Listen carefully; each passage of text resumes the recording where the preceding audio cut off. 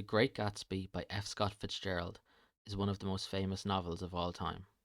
It is one of those rare works of art that is as famous for the glamour and beauty of the aesthetic that it promotes as it is for the soulfulness of its story. The novel is set in the so-called Jazz Age of Long Island, New York. The flapper culture is in full swing, and speakeasies are hidden around every street corner. There is a general mood of optimism in the air now that the great struggle of World War One has dissipated. To Nick Carraway, the narrator of the story, everyone around him seems to be making money or getting married or both. As a single guy just starting out in his Wall Street career, he is able to take in the goings on around him in a manner more sober than his peers. He is fascinated by the excess and puzzled by some of the behaviour. He is an observer of a fastly spinning world and a witness to human psychology laid bare. The story begins with Nick moving into a bungalow on Long Island in the shadow of Gatsby's great mansion. His neighbour throws regular lavish parties that all of Long Island seems to attend, if not New York. One day Nick receives an invite and attends the party, but he is puzzled when no one there seems to know who Jay Gatsby is. In fact, Nick doesn't know anyone at the party and takes solace in the ample alcohol on offer. He is then approached by Gatsby himself, and the two strike up something of a friendship. Nick's cousin Daisy also lives in Long Island, in the old money town of East Egg, just across the bay from Nick's bungalow and Gatsby's mansion in West Egg. Nick dines with Daisy and her husband Tom Buchanan and their friend Jordan, from whom he learns about Tom's affair with Myrtle, a mechanic's wife. Nick sees some of Tom's behaviour up close and personal, and he isn't impressed by what he sees, but he chooses to keep his own counsel, not willing to store up trouble in his cousin's life. Regularly in the evenings, Nick sees Gatsby standing alone at his lawn, staring at a green light across the bay. As Nick gets to know Gatsby better, he is astonished to learn of all of his tales and adventures and accomplishments. Gatsby was also once in the army, just like Nick, and Jordan reveals to Nick that Gatsby and Daisy were once lovers before the war. In time, Gatsby's true intentions reveal themselves to Nick. He had been throwing these parties every night, in the vain hope that one evening Daisy would stroll right in, under the steam of of her own serendipity.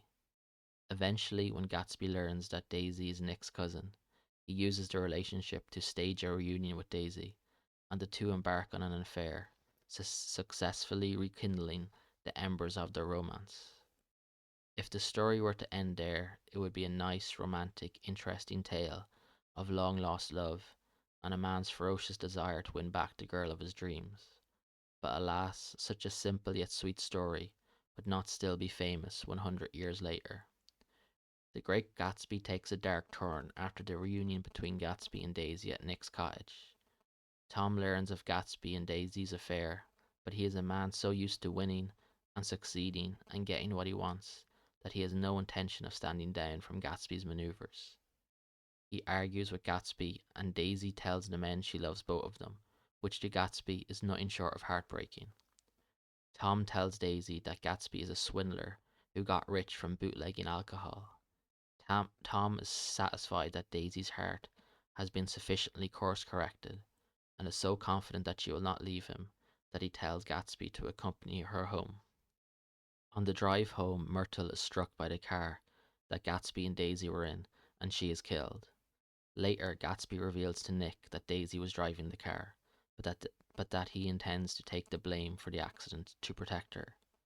After Tom tells Myrtle's husband George that Gatsby owns the car that struck Myrtle, a distraught George assumes the owner of the vehicle must be Myrtle's lover.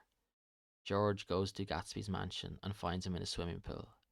He kills the great Gatsby and then kills himself. And with that, the sordid tale that started out so promisingly as a glittering exhibition of glamorous people living glamorous lives winds to a close. At its core, this novel is a perfectly detonated destruction of the American dream. Fitzgerald carefully dismantles the idea that has long been so popular that you can come from anywhere, be anyone, achieve anything, and live happily ever after. At the end of the day, in this world there is old money and there is new money.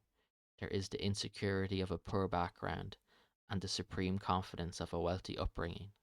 There is the respectability of establishment wealth versus the suspicion of illicit riches. There are those who desperately try to play the game and become a winner, and there are those who design the game, who own the game, who set the rules and know them like the back of their hand. In the face of all of this, it is a marvel that Gatsby got as close as he did to winning Daisy's heart.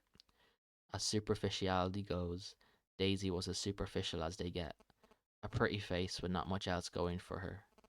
Gatsby, despite his many flaws, was a vivid dreamer, a strong heart, an enlivened mind, and a passionate soul. But he was also poor by birth, and unable to ever offer Daisy the stability, respectability, and permanent elevated social strata that she so clearly desired. She was not someone who was ever going to risk a difficult life for herself or for her future children. Love came secondary to her permanent place nestled among the Long Island elite. Tom was by all accounts an unworthy husband for Daisy. He hit women, cheated on Daisy, and was in general a rude and arrogant piece of work. But such was the strategic advantage of his social and economic high ground that all of his bad behaviour was never likely to make a dent in his chances of taking whoever he wanted as his wife. This was the part of the equation that Gatsby failed to take into account. In his world, love was a magic elixir that made all things possible, and money the flowers with which to woo the right girl. In the real world, love was a nicety if all other requirements were first met, and money a lifelong commitment in exchange for a hand in marriage.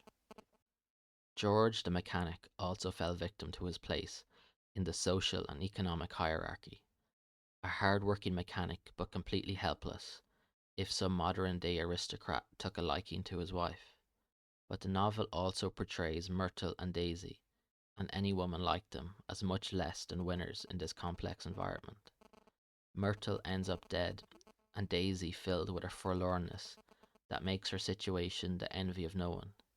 They both fall victim to the demands and needs that this excessive and somewhat unhinged society placed on everyone. If a romantic lover and a faithful husband aren't enough for you, then you are in bigger trouble than you can imagine, chasing that which is never enough and satisfied by nothing.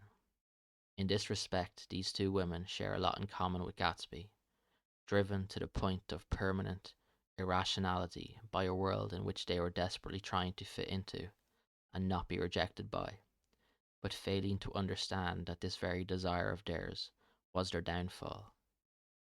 Daisy's thoughts about her young daughter sum up her predicament. I hope she'll be a fool. That's the best thing a girl can be in this world. A beautiful little fool. Daisy was smart enough to see her own shortcomings, but not quite strong enough to fix them. Gatsby duped everyone on Long Island into thinking he was a respectable businessman, without ever realizing that everyone on Long Island was duping him, that the wonderful lives that he saw and heard about, and was desperately trying to emulate, weren't so wonderful after all.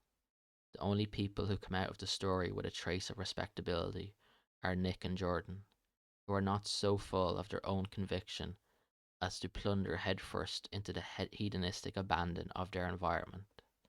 They hold back, perhaps sensing things weren't as good as they seemed. A line out of the book from Nick, as he observed stragglers wandering their way around New York, waiting until it was time to eat, encapsulate the entire story beautifully. At the enchanted metropolitan twilight, I felt a haunting loneliness sometimes, and felt it in others. Poor young clerks who loitered in front of windows, waiting until it was time for a solitary restaurant dinner. Young clerks in the dusk, wasting the most poignant moments of night and life.